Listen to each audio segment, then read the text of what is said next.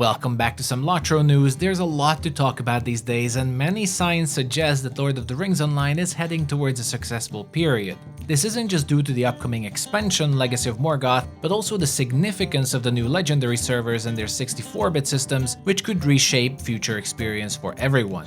I've been digging around and there's quite a bit of developer statements, new information, and even sheer data that I think is really interesting and show a potential upwards trend for Lord of the Rings Online, so let's get into it.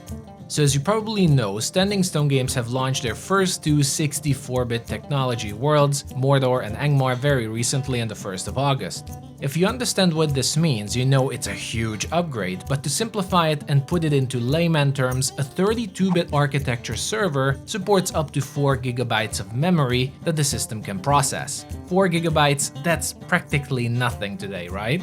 A 64-bit system in comparison not only upgrades the calculation power that's in the background, but also expands the amount of memory the server can handle up to, and grab your seat here, 18 billion gigabytes in theory, even though the practical limits are much smaller than that. Now, I'm not a systems engineer, but imagine for a moment that you are the server, and every time something happens in your world, you have to put something on your imaginary desk. After some time, your desk will be full of crap, and you will have to start cleaning it up. But each time you juggle items on and off from your desk, players will have to wait for you. That's one form of the stuttering and the lag that a 32-bit limitation causes and you experience.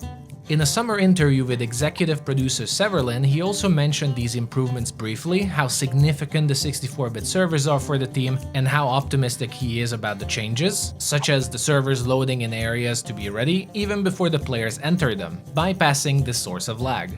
This 64-bit technology will eventually also arrive for the other classic servers of Lotro as the team polishes and tests them, and should offer quite a significant boost to general server performance that, according to Severlin, have seen a major improvement already recently.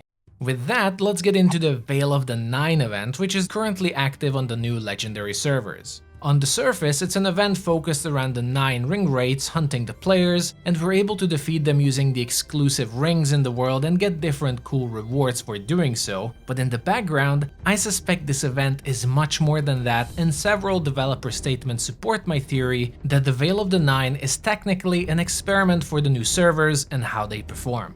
The earliest I found was Severlin talking them wanting to stress test the new servers on their launch to see how they perform and to gather data, as this is also very new to the team and it's not a simple transition of buying some new pants.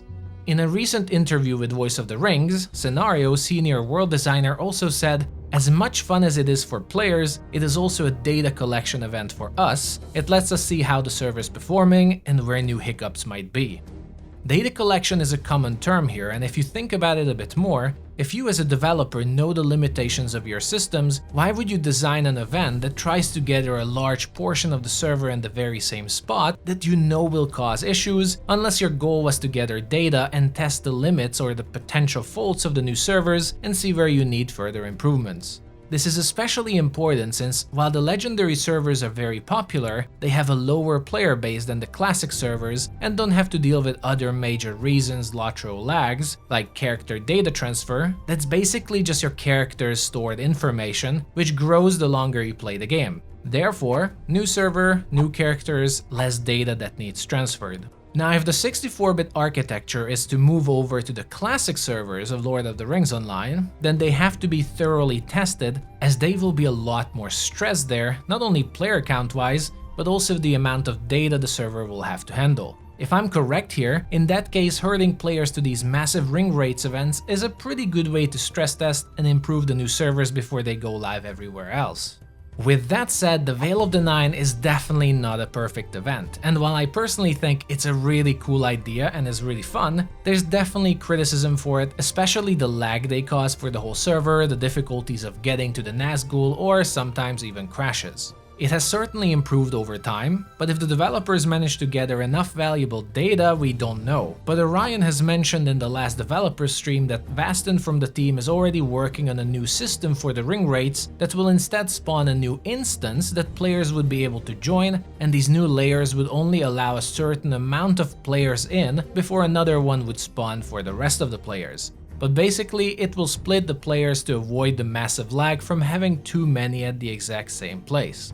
I find this solution really interesting since Severlin said back in the summer interview, by adding additional instances we are worried that if we do that, the network requirements would grow exponentially the more you add, and that might actually be a problem.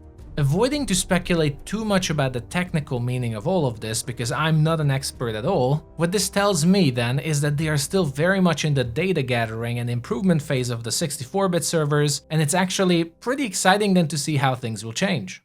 At the beginning, I said there's a potential upwards trend for Lord of the Rings Online, and it is no secret that currently there's definitely a surge of interest in Lord of the Rings in general. You hear about it all over the place, and Lotro is also gaining from all the attention as a result.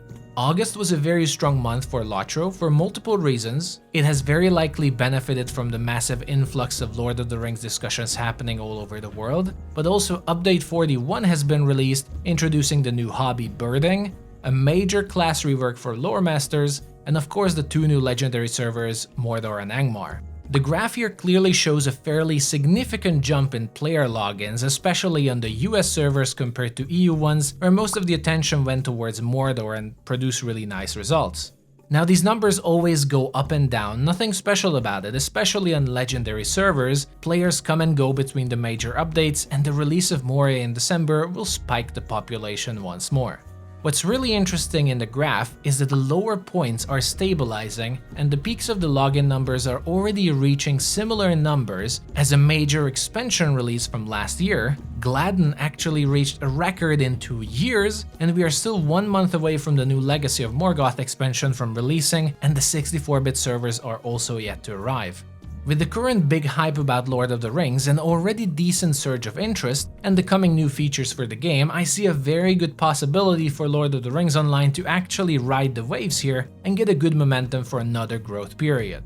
The new legendary servers have just released, Legacy of Morgoth is releasing with hopefully great content, Elf Avatar refresh is coming, new and fun raid in early 2025, and the most popular class Hunter is getting a rework, and then, if I'm being very optimistic, the 64-bit servers are getting rolled out for the biggest servers, reducing lag for everyone. These are a series of events that are worth taking seriously, I think. I also want to touch upon Legacy of Morgoth a little bit in this video, as the expansion is almost here, and according to what I've heard, I'm fairly optimistic about what we're getting, and might even risk to state that I think Legacy of Morgoth is a fairly big project for Standing Stone Games. I know the stance is fairly popular for many that the developers are mostly staying with safe choices and approaches, but according to Scenario's interview, for example, a few days ago, Legacy of Morgoth is basically a whole new direction for the team. They had to build completely new assets, terrain, with Harad being a desert, you know. The story is going into a completely new and unexplored territory, and if I understood correctly, Orion mentioned that instance content is also being a bit upgraded, saying, "We've got some pretty fun ideas, and we've got a couple of new faces that have come on board that are helping us to freshen things up and make them a bit more modern." I couldn't really find information if this means they hired new people for content design or they got help from somewhere, but to me it looks like there's major resources that went into Legacy of Morgoth, and it was a new experience for the team to build this expansion up. So fingers crossed, everyone. All in all, the introduction of the 64-bit legendary servers, the Veil of the Nine event, and the upcoming expansion are all potentially opening a really good period for Lord of the Rings Online. It is actually an exciting time to join the community and see how things will turn out.